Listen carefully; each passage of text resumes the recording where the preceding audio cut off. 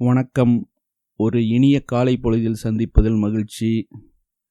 இவ்வளவு ஒரு பசுமையான இடம் எங்கே இருக்குதுன்னு பார்த்தீங்கன்னா, கானாடு காத்தான். இது புதுக்கோட்டை மாவட்டத்தில் இருக்கிற ஒரு நகரத்தார் ஊர் இது. அங்கே தான் இப்போ நம்ம வந்திருக்கிறோம். காலை பொழுது மழை பெய்ந்து லேசாக ஓஞ்சிருக்கு. இந்த கானாடு காத்தானை பற்றி நாம் ஏன் தெரிந்து கொள்ள வேண்டும் பார்க்கலாம் வாங்க. இந்த கானாடு காத்தான்றது நகரத்தார் செட்டியார்னு சொல்லுகிறாங்க இல்லையா, நகரத்தாருடைய 76 கிராமங்களில் ஒரு கிராமம் இது. அது நகரங்கள் தான். அது 76 நகரமாக அவங்க சொல்கிறாங்க. அதில் வந்து இந்த கானாடு காத்தான் இந்த 76 நகரங்களுக்கான தலைமை நகரமாக இருந்திருக்கு. இங்கே பாருங்கள், இந்த நகரத்தில் இருக்கிற இந்த கானாடு காத்தானில் இருக்கிற வீடுகள்னு சொல்லலாம், இல்லை இது அரண்மனைகள்னு சொல்லலாம். நீங்கள் பார்க்குறீங்க, ஆங்கிலத்தில் இதை மேன்ஷன்னு சொல்லுவோம் இல்லையா, பார்த்துருப்பீங்க மேன்ஷன்ஸ்ன்னு. பெரிய இல்லங்களை மேன்ஷன்னு சொல்லுவாங்க.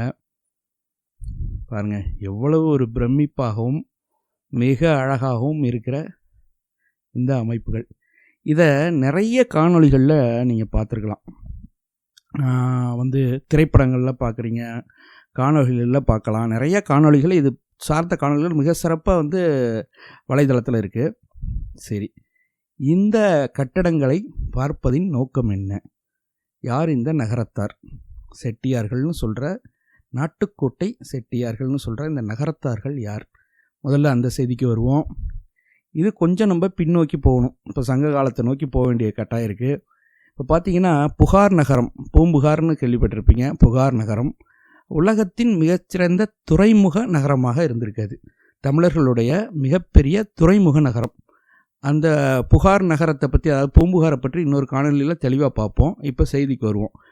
இந்த நகரம் இருக்குது இல்லையா, அதாவது துறைமுக நகரம், இதில் நிறைய வணிகர்கள் அந்த துறைமுக நகரத்தில் வாழ்ந்திருக்காங்க. அதில் ஒரு சமூகத்தார் தான் இந்த செட்டியார் சமூகம், நகரத்தார் சமூகம். இவங்க கடல் கடந்து நிறைய வாணிபங்களுக்கான செயல்பாடுகளில் இருந்திருக்காங்க. மிகப்பெரிய அளவில் அந்த பகுதியில் வாழ்ந்துருக்குறாங்க.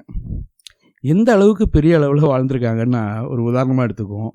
அவங்களுடைய கதவுகள், நிலைகள், இவையெல்லாம் கதவுகள்லாம் தங்கத்தாலையும் வெள்ளி போன்ற உலோகங்களாலையும் கதவுகள் வந்து இருக்குமா. ஏன்னா அவங்களுக்கு தகுதிகளுக்கு ஏற்றாற் போல் இருக்குமா.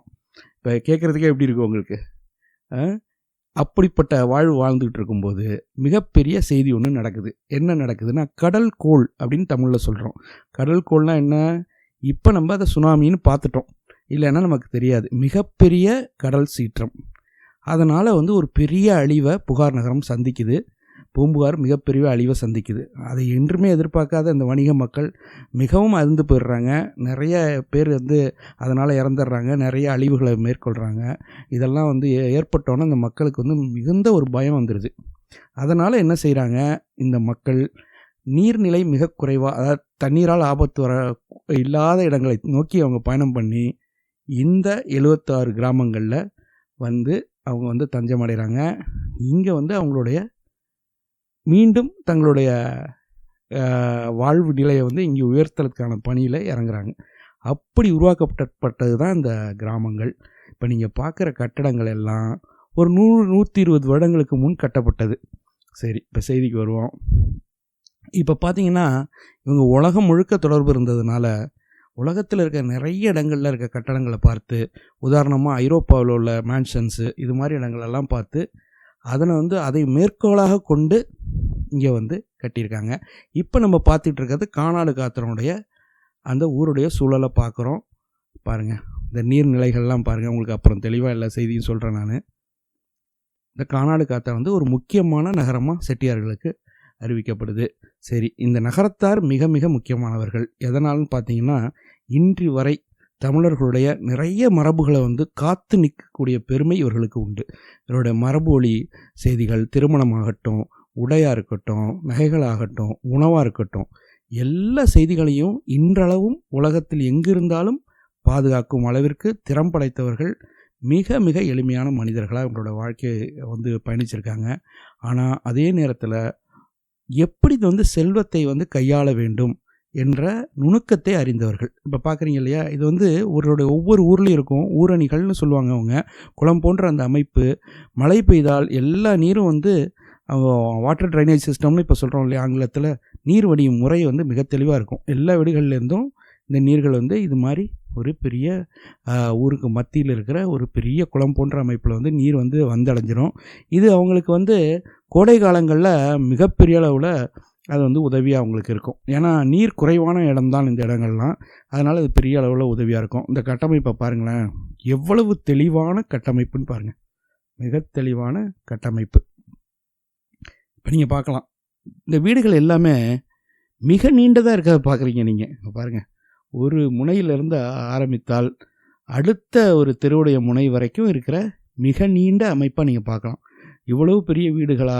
எதற்காக இவ்வளோ பெரிய வீடுகள்? இப்போ நமக்கு ஒரு கேள்வி வந்துடும். மிக எளிமையான மனிதர்கள்னு சொல்கிறோம், எதுக்குப்பா இவ்வளோ பெரிய வீடு? இது என்ன ஆர்ப்பாட்டமா இல்லை ஆடம்பரமா, எப்படி எடுத்துக்கொள்ளலாம்னு நினச்சிங்கன்னா அதில் தான் ஒரு முக்கியமான செய்தி இருக்குது. இவ்வளோ பெரிய வீடுகள் எதற்காக இருக்குது அப்படின்னா, ஒரு சமூகம் சார்ந்த அறிவு பெற்றவர்கள் இந்த தமிழர்கள். எப்படி இருக்கிறாங்கன்னு பாருங்களேன். நீண்ட நெடிய தமிழருடைய பண்புகள் இவங்கள்ட்ட எப்படி இருக்குன்னு பாருங்கள். நிறைய குடும்பங்கள் ஒன்றிணைந்து வாழ்வாங்க. அவங்க பெரிய குடும்பங்களாக இருப்பாங்க. அவங்களுடைய திருமணங்கள், அவங்க சார்ந்த நிகழ்ச்சிகள் எல்லாமே தன்னுடைய இல்லத்திலேயே நடக்கணுன்ற எண்ணம் உள்ளவங்க. அப்போ இல்லம் வந்து எப்படி இருக்கும்? அது வந்து கோட்டை போல தானே இருக்கும். அதனால தான் என்ன சொல்கிறாங்க, நாட்டுக்கோட்டை செட்டியார். அதாவது அரசன் தான் கோட்டை கட்ட முடியும், ஆனால் செட்டியார் என்ன செஞ்சுருக்காங்க, நாட்டுக்குள் கோட்டை கட்டியிருக்காங்க. அதுதான் நாட்டுக்கோட்டை செட்டியார் நகரத்தார். மிக பெருமை மிக்கவர்கள். இவர்கள் என்ன செய்கிறார்கள் என்றால், தன்னுடைய குடும்பங்களும் சுற்றம் சூழலும் நம்முடைய செய்திகளையும் தொடர்ந்து பயணிக்கிறதுக்காக அவருடைய இல்லங்களை, சமூகத்தில் எல்லா செய்திகளும் தன்னுடைய இல்லத்திலே நடக்கணுன்ற ஒரு சிந்தனை அவங்கள்ட்ட இருந்திருக்கு. அதனால் அவர்களை சுற்றியே எல்லா அமைப்பையும் உருவாக்கியிருக்காங்க. வீடுகள் வீடுகளாக இல்லை, மிகப்பெரிய சமூக கூடங்கள், அதில் பல குடும்பங்கள், அவங்களுடைய குடும்பங்கள், குழந்தைகள் எல்லாமே இருந்திருக்காங்க. அதை நம்ம பார்க்கணும். ஏதோ ஒரு ஆர்ப்பாட்டத்துக்காக இந்த வீடுகள் கட்டப்பட்டிருக்குன்னு நீங்கள் நினச்சிடக்கூடாது. சரி, இரண்டாவது செய்தி பாருங்கள், இந்த குளத்தோட படிகள். இதை ஒரு உதாரணமாக நீங்கள் எடுத்துக்கலாம். எவ்வளவு நேர்த்தியாக மிக திட்டமிடலோட மிக அழகாக கட்டப்பட்டிருக்குன்னு பாருங்கள். இந்த படிகள்லாம் பாருங்கள், ஒரு முதியவர்கள் கூட மிக எளிமையாக நீங்கள் இறங்கி ஏறிடலாம். அந்த அளவுக்கு அழகாகவும் ஒரு அப்படி பாருங்கள், நேர்த்தியாக அதை செஞ்சுருக்காங்க பாருங்கள். இது ஏன்னா ஒரு சீரிய சிந்தனை, அதாவது என்ன நடக்கப் போகிறது, யாருக்காக எதை செய்கிறோம் என்ற சீரிய சிந்தனை இல்லாமல் இது போன்ற கட்டட அமைப்புகளையும் திட்டமிடுதலும் யாராலையும் செய்ய முடியாது. அது தவிர இவர்கள் தொழிலுக்காக உலகம் முழுக்க சென்றதுனால உலகத்தில் இருக்கிற அனைத்து செய்திகளையும் பார்க்கும் பொழுது அதனுடைய சிறப்பு அம்சங்களை எல்லாத்தையும் எடுத்துகிட்டு வந்து தன்னுடைய வாழும் பகுதியில் வந்து அவங்க வந்து இதை வந்து அமைச்சிருக்காங்கன்றது ஒரு பெரிய செய்தி. இப்போ பாருங்கள், இப்போ செய்திக்கு வருவோம்.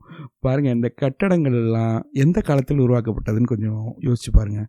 சிமெண்ட்டுன்ற ஒன்று கிடையாது, வெல்டிங்னு சொல்லக்கூடிய இரும்பு பற்ற வைப்பு முறை கிடையாது, அப்புறம் முறுக்கு கம்பிகள் கிடையாது. இந்த காலத்தில் தான் இந்த நகரங்கள் உருவாக்கப்பட்டிருக்கு. சுமார் இவங்க என்ன சொல்கிறாங்க அப்படின்னா, இன்றளவும் ஒரு 15,000 மேன்ஷன்ஸ் இந்த 76 கிராமங்களில் இருக்குது இன்னமும் கூட. நீங்கள் பார்த்தீங்கன்னா அப்போ வந்து எவ்வளவு தெளிவான கட்டமைப்புன்னு பாருங்கள் நீங்கள். சரி, இப்போ இவர்கள் பெருமை மட்டும் இல்லை, இது வந்து தமிழகத்தில் உள்ள கலைஞர்களுடைய பெருமை. இப்போ இந்த கட்டடங்களை யார் கட்டினது? திருநெல்வேலி மாவட்டத்தை சேர்ந்த மக்கள் கட்டியிருக்காங்க. மர வேலைகளை வந்து திருநெல்வேலியிலேருந்து செஞ்சுருக்காங்க. மற்ற பகுதிகளிலேருந்தெல்லாம் மக்கள் வந்து இதற்காக உழைத்திருக்கிறார்கள். ஒரு வீடுகளும் கட்டும்போது ஒரு 10 வருடம் 7 வருடம். ஏன்னா இந்த வீடுகள் பார்த்திங்கன்னா சுமார் வந்து 1 ஏக்கர் அளவில் தான் வந்து இவங்க வீடே கட்டியிருக்காங்க. ஒரு 50,000 சதுரடி ஸ்கொயர் ஃபீட்னு சொல்கிறோம்ல, அது போன்ற அளவில் தான் அதை கட்டியிருக்காங்க. அவங்களோட தேவை அவ்வளோ பெரியது, அந்த அளவுக்கு தேவை இருந்திருக்கு. இப்போ பாருங்கள், கீழெல்லாம் பாருங்கள் அவங்களுடைய வாகனங்கள் நிறுத்துறதுக்கு. அதே மாதிரி கட்டடங்கள் வந்து உயரமான அளவில் நீர் வந்தால் வந்து வந்துடாமல் இருக்கிறதுக்காக ஒரு 6-7 அடி உயரமான, ஒரு 10 அடி வரைக்கும் உயரமான இடங்களில் மேடை மாதிரி அமைச்சு அது மேலே தான் வீடை கட்டியிருக்காங்க. அதில் நிறைய காரணங்கள் இருக்குது. அந்த காலத்தில் வந்து கன்னம் வைப்பது, திருடுவது போன்ற செய்திகள்லாம் கூட இருக்குது. அதனால் கீழே பாறைகளில் கட்டியிருக்காங்க பாதுகாப்பு கருதி.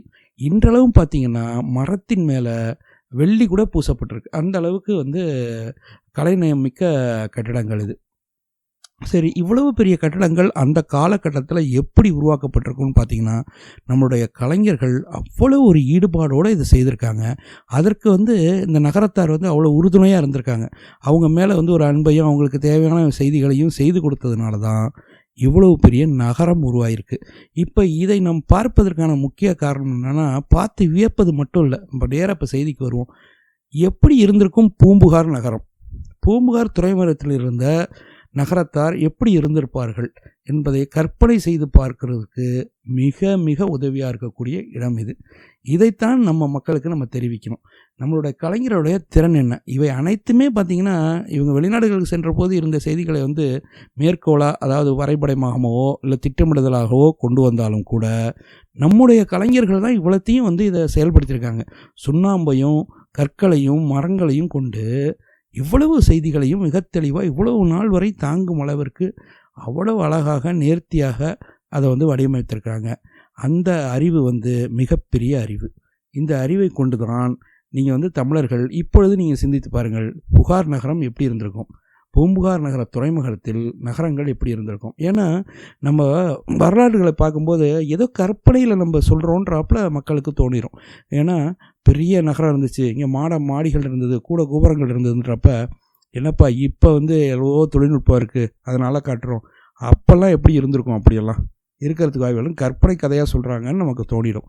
அதை உறுதிப்படுத்துவதற்கு தான் இந்த இடங்களை நீங்கள் கண்டிப்பாக பார்க்க வேண்டும். இது வந்து ஐரோப்பாவை பார்ப்பதை விட இப்போது வந்து நம்ம வந்து இப்போ மிகப்பெரிய வரலாற்று இடங்கள்லாம் பார்ப்பதற்கு முன் நம்மிடம் இருக்கக்கூடிய இவ்வளவு பெரிய இடங்களை வந்து நம்ம கண்டிப்பாக போய் பார்க்கணும், குழந்தைகளுக்கும் காட்டணும், காட்டி இந்த செய்திகளை அவங்களுக்கு அறிவுறுத்தணும். இப்போ பாருங்கள், இந்த சுண்ணாம்பையும் மரத்தையும் இயற்கையான வண்ணங்களையும் பயன்படுத்தி, அதுவும் நீங்கள் வந்து மேலை நாடுகளில் பார்த்த மேன்ஷன்ற சொல்கிற கட்டடங்களை பார்த்தாலும் இந்திய நாட்டுடைய நம்முடைய இறையாண்மை மற்றும் கலைகளை அப்படியே அதில் பதிய வைத்து அது மாறாமல் நம்மளுடைய மனம் மாறாமல் உருவாக்கப்பட்டிருக்கிற கட்டடங்களை நீங்கள் பார்க்கலாம். எவ்வளவு தெளிவாக முற்றம், நுழைவாயில், நிலைகள் அப்படின்னு நிறைய செய்திகளை மிக அழகாக நம்மளுடைய தொன்மையான வடிவமைப்புலேருந்து அவங்க விலகலை, அவ்வளோ அழகாக அதை செய்திருக்காங்க. அந்த கலைஞர்களும் அவ்வளோ கலை நுணுக்கத்தோட மிக நீண்ட உழைப்போடு உருவாக்கியிருக்காங்க. அதில் எந்த மாற்று கருத்தும் கிடையாது. கண்டிப்பாக இவற்றையெல்லாம் பார்த்தா உங்களுக்கு தெரியும், நம்மளுடைய தமிழர்களுடைய ஆழ்ந்த சிந்தனையும் மிகப்பெரிய பாரம்பரியமும் உங்களுக்கு தெளிவாக தெரியும். உண்மையை நம்ம கூறணுன்னா, இன்றளவும் தமிழருடைய நிறைய சிறந்த பழக்கங்களை வந்து இவங்க நகரத்தார் வந்து கையில் வைத்திருக்காங்க. அதை நம்ம வந்து பெருமையாக எடுத்துக்கணும். நிறையா வந்து இன்றளவும் வந்து உலகத்தில் எங்கே இருந்தாலும் தன்னுடைய திருமணங்களை வந்து தன்னுடைய சொந்த வீடான சொந்த நகரமான இடங்களுக்கு வந்து செய்வது, அதை வந்து அதை உயிர்ப்பித்து வைத்துக்கொள்வது. நிறைய கட்டடங்கள் வந்து புதுப்பிக்கப்பட்டு இருக்குது. நிறைய அவங்களுடைய கோயில்கள் 9 கோயில்கள் இருக்குது, கோயில்களுக்கு வருவாங்க. இறைப்பணிகள் நிறைய செய்திருக்காங்க. அது இல்லாமல் பார்த்திங்கன்னா கல்வி பணிகள் அவ்வளவு, பல்கலைக்கழகங்கள் கல்வி பணிகள் அவ்வளவு செய்திருக்காங்க. நிறைய வந்து சத்திரங்கள், நிறைய உதவிகளை வந்து இந்த மக்கள் வந்து தொடர்ந்து செஞ்சுருக்காங்க. மிகப்பெரிய பண்பு கொண்டவர்களாக இருந்தால் மட்டும்தானே இதை செய்ய முடியும். எப்படி ஒரு எளிமையாக சம்பாதித்தால் மட்டும் ஒருவர்களால் இந்த மாதிரி செய்திகளை செய்து விட முடியுமா? அதை நீங்கள் யோசிச்சு பாருங்கள். அது ஒன்று. இன்னொன்று, நம்மளுடைய அறிவு, நம்மளுடைய கலைஞருடைய அறிவு திறன் எவ்வளவு பெரிதாக இருந்திருக்கிறதுன்றதை நம்ம பார்க்குறதுக்கு மிக அருமையான படைப்பு. இதை வந்து ஃபேண்டசின்னு சொல்கிறோம். வெறும் ஒரு அழகுக்காக, ஒரு வர்ணனைக்காக இந்த இடங்களை நீங்கள் பார்த்துறாதீங்க. ஒரு சினிமாவில் இருக்குப்பா, சினிமா பாட்டில் இது வந்துச்சு, இது வந்து இந்த இடத்துல இந்த நடிகர் வந்தாருன்ற சிந்தனையோடு நீங்கள் பார்க்காம, இதில் உள்ள உழைத்த கலைஞர்கள் இருக்கிறாங்க இல்லையா, அவங்களோட படைப்புகளை பாருங்கள். இது கண்டிப்பாக வந்து படித்தவர்களுக்கு, இப்போ கட்டடக்கலை படிப்பவர்களுக்கு, இப்போ இன்ஜினியரிங் படிக்கிறாங்க, ஆர்கிடெக்சர் படிக்கிறாங்க, இவங்களெல்லாம் வந்து கண்டிப்பாக பார்க்க வேண்டிய இடம். எவ்வளவு பெரிய உழைப்பின் அடிப்படையில் அனைத்து உருவாகிருக்கு, எவ்வளவு செய்திகளை நம்ம உருவாக்க முடியும் அப்படின்றதெல்லாம் இதன் மூலயமா நீங்கள் பார்க்கலாம். ரெண்டாவது வந்து இந்த சிந்தனைகள் எவ்வளவு இருந்தாலும் அதை செயல்படுத்துகிற திறன் பாருங்கள். அதை நினச்சி பாருங்கள், எவ்வளவு அழகாக இருக்குன்னு பாருங்கள். ஒரு வளைவை பார்க்குறீங்க, ஆர்ச்சின்னு சொல்கிற வளைவை பார்க்குறீங்க, எவ்வளவு நேர்த்தியாக இருக்குன்னு பாருங்களேன். நீங்கள் எவ்வளவு ஒரு பிசுறு கூட இல்லாமல் அங்கே பாருங்கள், அந்த மேலே இருக்கிற அந்த வடிவமைப்புகள்.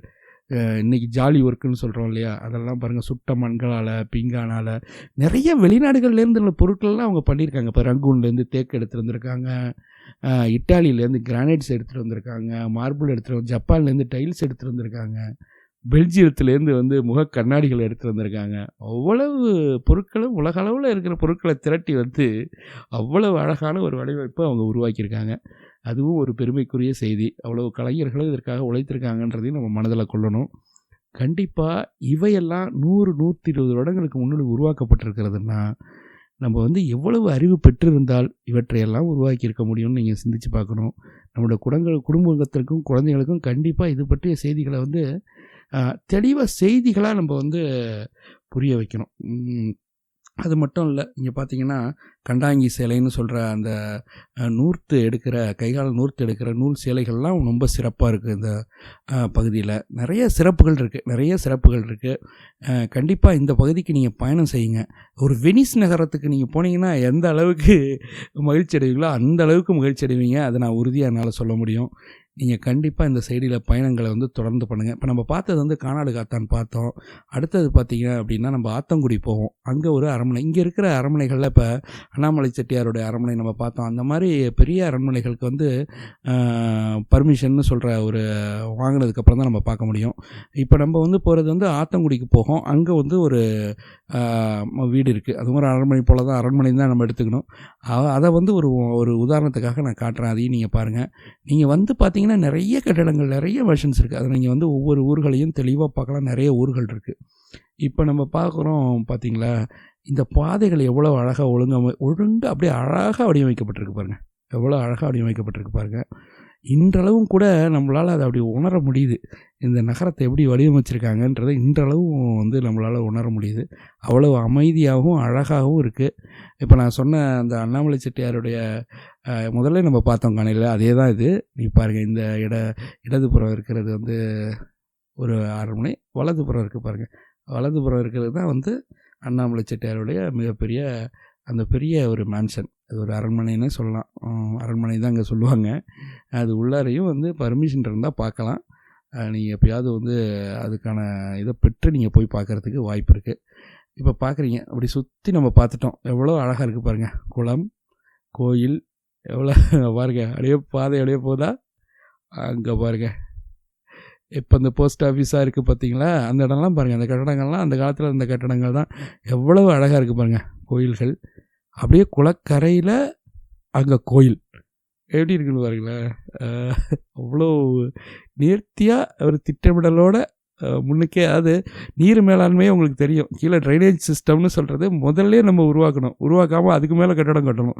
கட்டடம் கட்டி உருவாக்கிட முடியாது. அதை அந்த அளவுக்கு தெளிவாக திட்டமிடல் வேணும். இப்போ பாருங்கள், அதோட வெங்கடேச பெருமாள் கோயில் அவ்வளோ அழகாக நிறுத்தி அந்த இடம் சூழல் வந்து அவ்வளோ அழகாக அமைச்சிருக்காங்க. நீங்கள் வந்து கண்டிப்பாக இதெல்லாம் எளிமையாக பார்க்கலாம். இங்கே வந்தீங்கன்னா இந்த செய்திகளை வந்து மிக எளிமையாக பார்க்கலாம். உங்களுக்கு வந்து இது வந்து ஒரு முன்னோட்டம் தான். இங்கே நீங்கள் நாங்கள் காட்டுறது வந்து ஒரு முழு செய்தியாக எல்லாமே பார்த்துட்டோன்னு நீங்கள் நினைக்க வேணாம். ஏன்னா காணொலி வாயிலாக நம்ம பார்க்குறதும் நேரில் பார்க்குறதுக்கும் நிறைய வித்தியாசங்கள் இருக்குது. அதனால் கண்டிப்பாக நீங்கள் நேரில் போய் பாருங்கள். இது ஒரு பழைய இடம் தான். அதனுடைய மேலே இப்போ எதை காட்டுற பாருங்களேன், மேலே பாருங்கள். அது வந்து சுண்ணாம்பினால் செய்யப்பட்ட ஒரு சுதை வேலை. சுதைன்னு சொல்கிறது உங்களுக்கு தெரிஞ்சிருக்கும். சுண்ணாம்பையும் மணலையும் சேர்த்து அரைத்து, இப்போ இருக்கிற சிமெண்ட் மாதிரின்னு வச்சுங்களேன், அதில் செய்கிற ஒரு வேலைக்கு பேர் சுதை வேலைன்னு சொல்லுவாங்க. இப்போ பாருங்கள், கிட்டக்க கொண்டு போய் பார்ப்போம் பாருங்கள் கேமராவை. எப்படி இருக்குன்னு பாருங்களேன். கொஞ்சம் சிதைஞ்சிருக்கு, ஆனால் எவ்வளோ இருக்குது பாருங்கள். அங்கே பாருங்கள், அப்படியே ஒரு சாமரம் வீசுகிறாப்புல 2 பெண்கள், ஒரு குழந்தைகள் இருக்குது. அப்போ மேலே வந்து பாருங்கள் லட்சுமி இருந்திருக்காங்க, தலையை காணோம். பட் அங்கே பாருங்கள், அது மேலே இருக்க யாழி வடிவம், எப்பேற்பட்ட வேலைக்காரர்கள் இருந்திருக்காங்கன்றதை நீங்கள் பார்க்கலாம். 2 யானைகள் அதுவும் உடைந்திருக்கு. 2 யானைகள், லட்சுமிக்கு பக்கத்தில் 2 யானைகள், தாமரை மலை லட்சுமி கையில் 2 தாமரை பூ பாருங்கள். அப்படியே அவ்வளோ அழகாக அந்த சாமரம் வீசுறதுக்கான பெண்கள் கையில் இருக்க சாமரம் உங்களுக்கு தெளிவாக தெரியுதா என்னன்னு தெரியல. பட் வந்து கூர்ந்து கவனிச்சிங்கன்னா உங்களுக்கு தெரியும். அவ்வளவு அழகாக வந்து அந்த உதவி வேலைகளை பண்ணியிருக்காங்க. அவ்வளோ ஒரு கொஞ்சம் வெள்ளைக்காரர்கள் இருந்த காலம் தானே, அதனால் அந்த சாயலும் கொஞ்சம் இருக்கும்.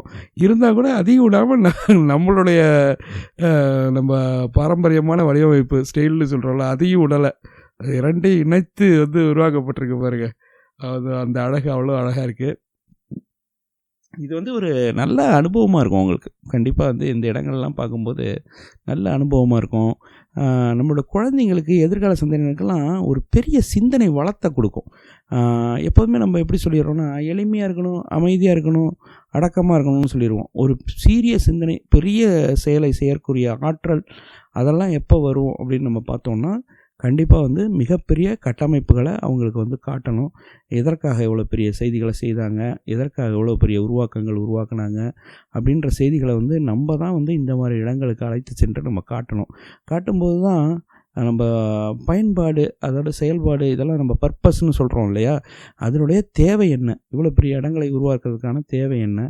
இவற்றுடைய பயன்கள் என்ன? அதனால் நற்பலன்கள் என்ன? எவ்வளவு செய்திகளை அவங்க செஞ்சுருக்காங்க, எவ்வளோ சிறப்பாக செஞ்சுருக்காங்கன்றதை நம்ம மேற்கோள் காட்டி நம்ம வந்து பயணிக்கிறது மிக மிக முக்கியமாக நாங்கள் கருதுகிறோம். அது உங்களுக்கும் புரியும்னு நாங்கள் நம்புகிறோம். இப்போ பார்க்குறீங்க இது இது எல்லாமே வளைவு. எவ்வளோ அழகாக இருக்குது பாருங்க அந்த வளைவெல்லாம். சிறிய வளைவுகள் தான், அவ்வளோ நேர்த்தியாக கட்டப்பட்டிருக்கு. சரி, அடுத்தது வந்து நம்ம இப்போ நேராக எங்கே வந்துட்டோன்னா, உங்களுக்கு காணொலியை சுருக்கமாக காட்டணுன்றதுனால சீக்கிரம் வந்துட்டோம். இது வந்து ஆத்தங்குடி. நீங்கள் சொல்லுவீங்க, கேள்விப்பட்டிருப்பீங்க ஆத்தங்குடி டைல்ஸ்ன்னு சொல்லி. அதை கீழே தரையில் போடுற ஓடுகள், அது பற்றிய செய்திகள்லாம் இருக்குது. நம்ம வந்து அதை பார்க்க வேணாம், நேரடியாக இப்போ வந்து அந்த ஆத்தங்குடியில் இருக்கிற இன்னொரு ஒரு அரண்மனை, அதாவது வீடை பார்ப்போம். நம்ம பாருங்கள், இது வீடுன்னு நம்மளால் சொல்லவே முடியல, அப்படி ஒரு சிறப்பாக இருக்குது. இதுவும் நிறைய திரைப்படங்கள், விளம்பர படங்கள் எல்லாத்துலேயும் வந்த ஒரு இடம் தான், நீங்கள் பார்த்துருக்கலாம். ஆனாலும் கூட நமக்கு எப்படி இதை பார்க்கும்போதே உங்களுக்கு தெரியுது, அது எப்படி வந்து வாழ்ந்திருப்பார்கள் மனிதர்கள், அவருடைய சிந்தனை வளம் வந்து எவ்வளவு சிறப்பாக இருந்ததுன்றதை நம்ம பார்க்கலாம். இப்போ நான் இன்னும் உள்ளரே நுழையில, இந்த ஓரத்துலேயே வந்து முன்னர் நுழைந்தோடனே இப்போ கொஞ்சம் அதை சீரமைத்து அழகுபடுத்தியெல்லாம் வச்சுருக்காங்க, வண்ணங்கள்லாம் பூசி நல்லா வச்சுருக்காங்க. இப்போ பாருங்களேன், ஒரு சிறிய உதாரணம், நுழையிறதுக்கு முன்னாடியே பாருங்களேன், அங்கே பாருங்க ஒரு படி இருக்குது, அது மரத்தால் செய்யப்பட்ட படி. இங்கேருந்து பார்க்குறதுக்கு அப்படி தெரியல. நான் கூட என்னடா அப்படி ஒரு வளைவாக அழகாக இருக்க படின்னு போய் பார்த்தா, அது மரத்தால் செய்யப்பட்ட படி. அவ்வளோ அழகாக இருந்தது. பக்கத்தில் ஒரு ஒரு சுதை, அதாவது ஒரு கேஸ்டிங்னு சொல்கிறோம்ல, அது மாதிரி வந்து அப்போ பண்ண ஒரு வடிவமைப்பு இருக்குது. அது அழகாக இருந்தது. அதெல்லாம் பார்த்தோம். அது நீங்களாம் வரும்போது இந்த மாதிரி நிறைய செய்திகள் உங்கள் கண்ணிலெல்லாம் போட்டுக்கிட்டு தான் இருக்கும். அதெல்லாம் நீங்கள் பார்க்கலாம். அதில் பாருங்கள், அப்படி பிடிச்சி ஏறி போகிறதுக்கு ஒரு கட்டை, அங்கே பாருங்க கட்டை, பாருங்க மூங்கிலில் ஏதோ செடிகளை வச்சுருக்காங்க, நல்ல பிரம்மாண்டமான மூங்கிலாக இருந்திருக்கு. வாங்க உள்ளார போவோம். இப்போ பாருங்கள், இது வந்து ஒரு உள்ளார நுழையும் போது இருந்தது. இப்போ பாருங்கள், இன்னொரு செய்தி பாருங்களேன், எவ்வளோ நேர்த்தியாக இருக்காங்க. மேலே பாருங்களேன், ஒரு இடத்த விட்டு வைக்கல, அழகாக வந்து அதுக்கெல்லாம் ஓவியங்கள், அதை சுற்றி வந்து அதற்கான வடிவமைப்பு. நீங்கள் பார்த்தீங்கன்னா இது காங்கிரீட் இல்லை இல்லையா, நேரடியாக மர துண்டுகளை வச்சு அதுக்கு மேலே கல்களை வச்சு அடுக்கி கட்டப்பட்ட மாடி வீடு. ஏன்னா அப்போல்லாம் நமக்கு தோணாது, எப்படா வந்து மாடி வீடு கட்ட முடியுமா இந்த அறிவியெல்லாம் இல்லாமல் அப்படின்னு நம்ம நினச்சிருவோம். இப்போ பாருங்கள், மேலெல்லாம் பாருங்கள் ஜப்பானிய டைல்ஸ். இப்போ சொல்கிறோம் இல்லையா, பீங்கான் ஓடுகள், அது செராமிக் டைல்ஸுன்றோம்ல, அதெல்லாம் அப்பயே இருக்குது பாருங்கள். இன்னொரு செய்தி பாருங்கள், வரிசையாக இருக்க தூண்கள்லாம் ஒன்றும் சாதாரண தூண்கள் இல்லை, இட்டாலியிலிருந்து உருவாக்கப்பட்ட கிரானைட்டால் செய்யப்பட்ட தூண்கள். தரையில் இருக்கிறதெல்லாம் இட்டாலியன் மார்பிள்ஸுன்றாங்க. இது மாதிரி நிறைய நாடுகள்லேருந்து வர பொருட்களை நிறைய பயன்படுத்தியிருக்காங்க. ரொம்ப சிறப்பாக இருக்கணும், நீண்ட நாள் உழைக்கணுன்ற எண்ணத்தோடு செயல்படுத்தியிருக்காங்க. பாருங்கள், நிலைன்னு சொல்கிறது, முன்னாடி நுழையக்கூடிய நிலை அவ்வளோ அழகாக இருக்குது. கதவுகளை வந்து அவ்வளோ வலிமையாக, இரண்டு பக்கமும் பாருங்கள் அந்த ஜப்பானிய டைல்ஸு, அதை சொல்கிற அதெல்லாம் பாருங்கள். உள்ளார போனாலும் பாருங்கள், இது வந்து ஒரு முதல் அறை அப்படின்னா, அறைன்னு இதை சொன்னாலே அவங்களுக்கு வந்து ஆச்சரியமாக இருக்கும். அவ்வளோ பெரிய அறை, இதில் எவ்வளோ கலைஞர்கள் எப்படி உருவாக்கியிருக்காங்கன்னு பாருங்கள். மேலெல்லாம் பாருங்கள், மேலெல்லாம் பூக்கள் சுற்றி பாருங்கள், அவ்வளோ அழகாக இருக்குது. என்ன எதை சொல்கிறதுன்னு தெரியல, அந்த அளவுக்கு அழகு. எங்கே பார்த்தாலும் ஓவியங்கள். நீங்கள் இதில் ஒரு செய்தியை நம்ம பார்க்கணும். இப்போ பாருங்கள், வீடுன்னொன்னே நம்ம எப்படி நினைப்போம், சாதாரண வீடு அப்படின்னு நினச்சிருவோம். அதில் எவ்வளோ கலைகள் இருக்குது பாருங்களேன், மரச்சிற்பங்கள், ஓவியங்கள், கலைகள், பயன்பாடு பாருங்கள், பயன்பாடெல்லாம் ரொம்ப அழகாக இருக்கும். இப்போ பாருங்கள், இந்த மாதிரி இந்த வளைவுன்னு சொல்லுவாங்க, இந்த இடங்கள்ல தான் அவங்களுடைய திருமணம் நடக்கும். அவங்களுடைய முறைப்படி திருமணம் நடத்துறதுக்கான இடம் அது.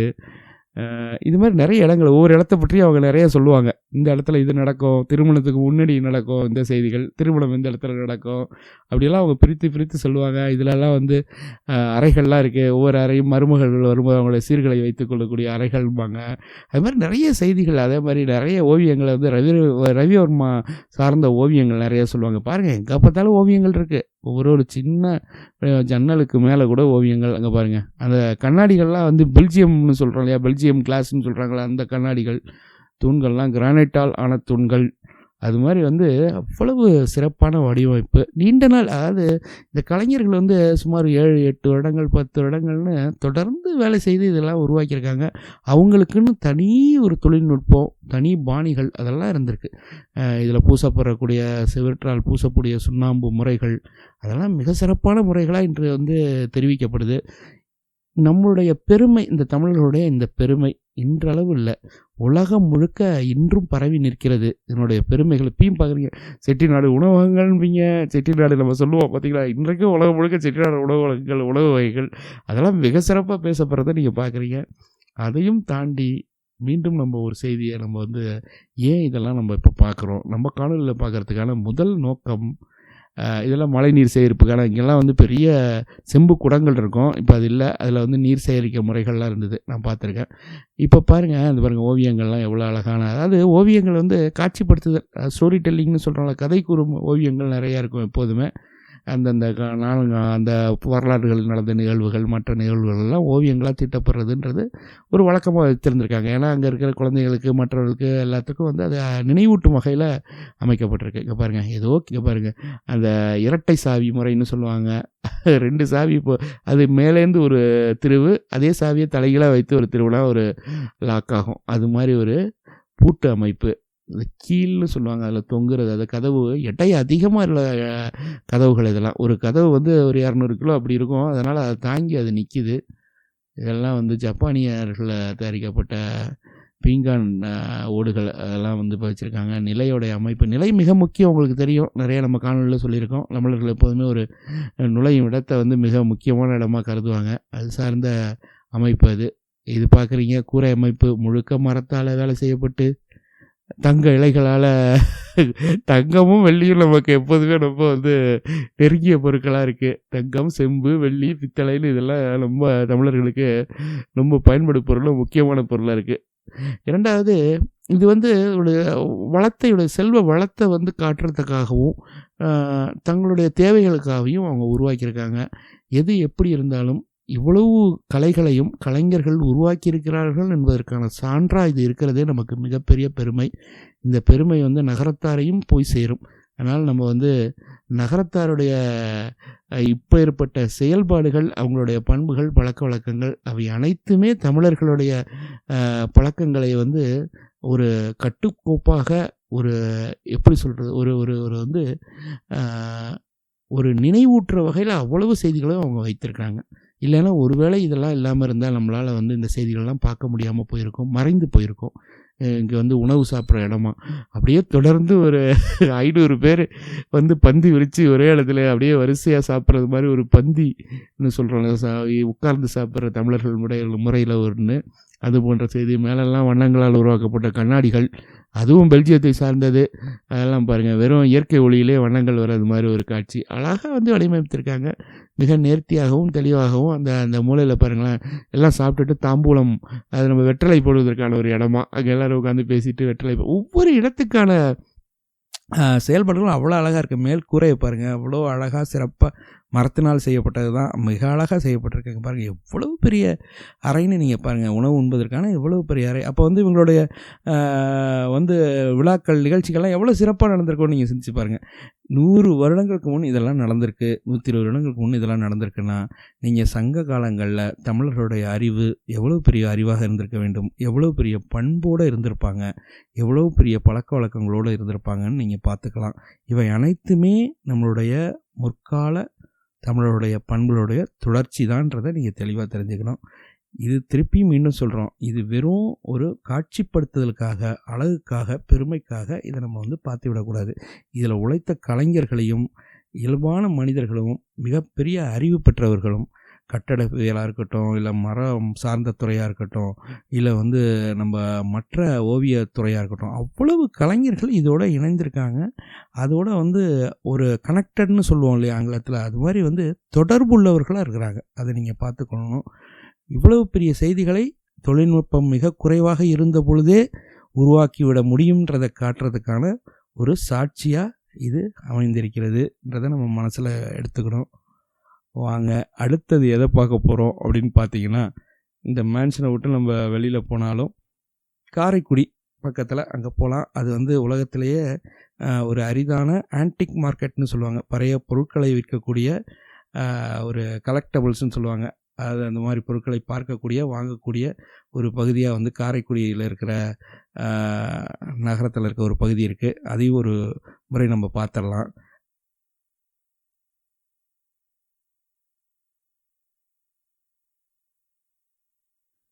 அது பாருங்கள், வெளியில் வந்துட்டோம்.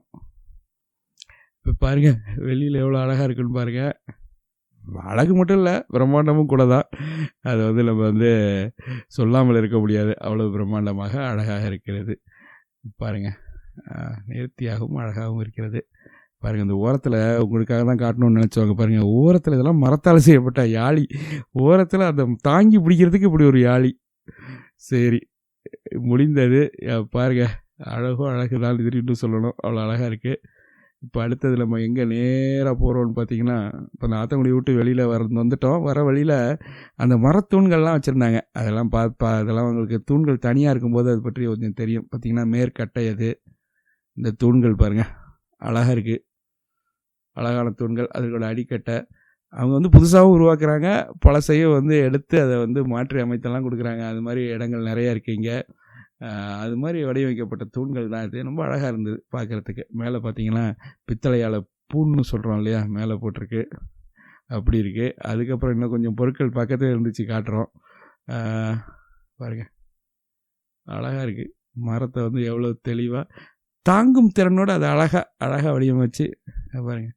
அதில் உள்ள ஒரு வடிவமைப்பு, மேலே வைக்கிற கட்டைகள், அது மேலே வைக்கிற கட்டைகள் அதெல்லாம் இருக்குது. சும்மா ஒரு உதாரணத்துக்காக இதெல்லாம் நீங்கள் பார்த்துக்கலாம். வர வழியில் பார்த்தது வந்து உங்களுக்கு வந்து பகிர்ந்துக்கணுன்ற எண்ணத்தோடு இதை வந்து காட்டுறோம். இப்போ அடுத்தது பார்த்தீங்க அப்படின்னு பார்த்தீங்கன்னா, ஒரு மரத்தை வந்து இப்படிலாம் பயன்படுத்த முடியுமா அப்படின்னு நமக்கு தோணிடும். அப்போ அந்த அளவுக்கு வந்து இவங்க வந்து மரத்தை பயன்படுத்தியிருக்காங்க. இதை பாருங்கள், இது ஒரு அரிய காட்சி தான். பாருங்கள் எவ்வளவு வந்து கற்களால் செய்யப்பட்ட பொருட்களை பாருங்களேன். உரல், அதுக்கப்புறம் அது சிந்தாமல் இருக்கிறதுக்கு வந்து மேலே ஒரு குந்தாணி, அது மாதிரி வார்த்தைகள் சொல்லுவாங்க, மேலே வந்து வச்சு அதுலேருந்து இறைந்து அந்த தானியங்கள் சிந்தாமல் இருக்கிறதுக்கு உள்ள பகுதிகள், கற்களால் ஆக்கப்பட்ட தொட்டிகள், நிறைய வந்து அரைவை இயந்திரம் பாருங்கள், கற்களாலான மாவுகளை அரைக்கிறதுக்கு உள்ள இயந்திரங்கள் அவ்வளோ அழகாக இருக்குது பாருங்கள். அப்புறம் வந்து இந்த தூண்களுக்கு அடியில் அந்த மரத்தூண்கள் வந்து தரை மட்டத்தில் இருந்தால் வந்து வீணாக போயிடும் இல்லையா, அது வந்து நீர் பட்டால் வந்து அப்படியே அந்த இடம் வந்து கெட்டு போயிடும். அதுக்காக வந்து தூண்களுக்கான அடிப்பகுதியில் இருக்கிற கற்கள் அதெல்லாம் பாருங்கள். அதில் பாருங்கள் எவ்வளவு வேலை நுட்பங்கள், இதெல்லாம் நம்ம நிறைய பார்த்துருக்கோம். இருந்தாலும் இதில் இந்த காலகட்டத்தில் எப்படி இருந்திருக்குன்னு பாருங்கள், எவ்வளோ அழகாக இருந்திருக்குன்னு பாருங்கள். நிறைய தொட்டிகள், உரல்கள், இந்த வந்து நிறைய அதான் தொட்டிகள் அதெல்லாமே இருக்குது, தொட்டிகள் இருக்குது. இப்போ நீங்கள் இப்போ பார்க்குறீங்கல்ல, இவை அனைத்தையும் இன்றளவே இவ்வளோ இருக்குது பார்த்துங்க. அப்போனா நீங்கள் வந்து எந்த அளவுக்கு பயன்பாடு இருந்திருக்கும், உணவோட பயன்பாடு எப்படி இருந்திருக்கும், இந்த பொருட்களோட தேவைகள் எப்படி இருந்திருக்குன்றது இதன் மூலியமாக நீங்கள் தெரிஞ்சுக்கலாம். அதுக்கப்புறம் பார்த்தீங்கன்னா அந்த பாருங்களேன், ஏன்னா இந்த கல்தொட்டிகள்லாம் கூட ஏன் திருப்பி இதை காட்டிக்கிட்டு இருக்கோன்னா, எவ்வளோ நேர்த்தியாக வடிவமைக்கப்பட்டிருக்கு பாருங்கள். ஒன்றும் பார்த்தீங்கன்னா அவ்வளவு நேர்த்தியாக அழகாக வடிவமைக்கப்பட்டிருக்கு. அதிலே பாருங்கள் நிறைய வடிவங்கள்லாம் இருக்குது. இந்த முனையில் இருக்கிறது, ஒரு முனையில் இருக்கிறது, இரு முனையை வச்சு பிடிச்சி சுற்றுறாப்பில் இருக்கிறது, அது போன்ற வடிவங்கள்லாம் நிறையா இருக்குது பாருங்கள். அழகாக இருக்குது பாருங்களேன், அந்த முனையோடு இருக்கிறது. அதே மாதிரி அந்த தூண்களுக்கு கீழே இருக்கிறதுலையும் நிறைய வடிவமைப்புகள், சதுரமாக வட்டமாக, இதுதான் அந்த சிந்தாமல் இருக்கிறதுக்கு, அதாவது தானியங்கள் சிந்தாமல் இருக்கிற உரலுக்கு மேலே வைக்கிறது இருக்குது. அங்கே பாருங்கள், இது ஒரு அழகான அமைப்பை பாருங்களா, எப்படியெல்லாம் வச்சுருக்காங்க பாருங்கள். சந்தனம் போட்டு உரசனோன்னா அந்த ஓரத்தில் வந்து சேர்ந்துடும், அதை எடுத்து அப்படியே எடுத்துக்கிறதா. எவ்வளவு திட்டமிடல் பார்த்தீங்க, அப்படி ஒரு திட்டமிடல். இது வந்து அடுப்புகள்லாம் இருக்குது அங்கேன்னு வச்சுங்களேன், அவ்வளோ அழகாக இருக்குது. அங்கே பாருங்க கல் தொட்டியெல்லாம், இன்றைக்கி சிங்க் அப்படின்றோம்ல, அது மாதிரி தொட்டிகள்லாம் பாருங்கள், அவ்வளோ அழகாக தொட்டி பாருங்கள், எப்படியெல்லாம் வடிவமைச்சிருக்காங்கன்னு பாருங்கள். இந்த தொட்டிகள், அங்கே கல் தூண்கள், உடைந்த கொஞ்சம் கல் தூண்கள் இருக்குது. இது போல் நிறைய இருக்குது இங்கே. இது வந்து நமக்கு வந்து ஒரு உதாரணமாக நம்ம பார்த்துக்கலாம் இந்த செய்திகள்லாம். இப்போ நம்ம வந்துட்டோம் காரைக்குடிக்கு. அங்கேயும் பார்த்திங்கன்னா அந்த ஆன்டிக் மார்க்கெட்னு சொல்கிறோம்ல, அங்கே வந்துட்டோம். அங்கேயும் பாருங்கள், அதில் ஒரு வீடு தெரிஞ்சது, எப்படி இருக்குது பாருங்கள் அந்த வீடு. இங்கே பாருங்கள், இன்றளவு எவ்வளோ நிலைகள், எவ்வளவு தூண்கள், அப்போனா பார்த்துங்க, அதாவது எவ்வளவு பொருட்கள் இருந்திருக்குன்னு பாருங்கள். இத்தனை வருடங்கள் கழித்து இப்போ பாருங்கள் எப்படி எவ்வளோ பொருட்கள் அவங்க பயன்படுத்திய பொருட்கள் பல நாடுகள்லேருந்து பொருட்கள், அதாவது கண்ணாடி, ஜப்பானு, சிங்கப்பூர், மலேசியான்னு எல்லா நாடுகள்லேருந்து, பர்மா, இது போன்ற நாடுகள்லேருந்து நிறைய பொருட்களை அவங்க வந்து கொண்டு வந்திருக்காங்க. அது எல்லாமே இன்றளவும் தெரியுது. வெளிநாடுகள்லேருந்து கொண்டு வந்த பொருட்கள், இங்கேயே உருவாக்கப்பட்ட பொருட்கள், அதுவும் அவங்களுக்காக ரொம்ப நேர்த்தியாக தெளிவாக செய்திருக்காங்க. இதெல்லாம் இங்கே இருக்குது. நிறைய கடைகள் மூடப்பட்டிருக்கு. இப்போ தான் நாங்கள் காலையில் வந்ததுனால இப்போ பாருங்களேன், இப்படி தான் திறந்துக்கிட்டு இருக்காங்க. கொஞ்சம் லேட்டாக தான் இன்றைக்கி திறக்கிறாங்க போல இருக்கு. இந்த செவுரு பாருங்களேன், இது ஒரு உதாரணம். பாருங்கள், கீழே வந்து கற்கள் எவ்வளோ அளவில் இருந்திருக்கு, செங்கற்கள் வந்து எவ்வளோ பெரிய செவராக கட்டியிருக்காங்கன்றதுக்கு ஒரு உதாரணமாக நீங்கள் பார்க்கலாம். நீங்கள் இங்கே வந்தீங்கன்னா இங்கே நிறைய கடைகள் இருக்குது. அதில் எல்லாம் பொருட்கள்லாம் நீங்கள் பார்க்கலாம். அம்மி, குளவி, அது போன்ற மர வேலைப்பாடுகள் உள்ள பொருட்கள், அவ்வளவு நிலைகள், அவ்வளவு பொருட்கள் அப்படியே குமிஞ்சி இருக்குது. அப்படி எவ்வளோ இன்றளவு இருக்குது. அப்போலாம் பார்த்துங்க, அவங்க வந்து எவ்வளோ செழிப்பான ஒரு நகரத்தார் எப்படி இருந்திருப்பாங்கன்றதுக்கு இவை எல்லாமே வந்து ஒரு உதாரணமாக இருக்குது. இவை அனைத்துமே நமக்கு பெருமைக்குரிய செய்திகள். பழமையை என்றும் மறந்து விடாமல் இந்த மக்களுடைய அறிவையும் தொன்மையும் நம்ம வந்து மறந்து விடக்கூடாது. அவங்க அவங்க வாழ்ந்த வாழ்வு இருக்குது இல்லையா, அது வந்து நம்ம பெருமையாக எண்ணணும். நம்ம வந்து எப்படிப்பட்ட வாழ்வை வாழ்ந்திருக்காங்க அப்படின்றத வந்து பெருமையோடையும் நம்ம வந்து அந்த ஆன்ற அறிவோடையும் அதை பார்க்கணும். எதிர்காலத்தில் வரும் சமுதாயம் இது போன்றே சிறந்து வாழ்வதற்கான சிறந்த பழக்கங்களையும் நல்ல பழக்கங்களையும் நல்ல அறிவையும் பெற்று இதனுடைய தன்மைகள் என்ன, இந்த பொருளுடைய மதிப்பு என்னன்னு தெரிந்து நம்ம வாழணுன்றது தான் இந்த காணொலியோட நோக்கம். முடிந்தது இந்த காணொளி. நகரத்துக்கோட எல்லைக்கு வந்துட்டோம், கிளம்புறோம். இது போன்ற இது கொஞ்சம் இந்த காணொலி நீளமாக தான் இருக்குது, இருந்தாலும் பொறுமையாக பார்த்ததுக்கு நன்றி.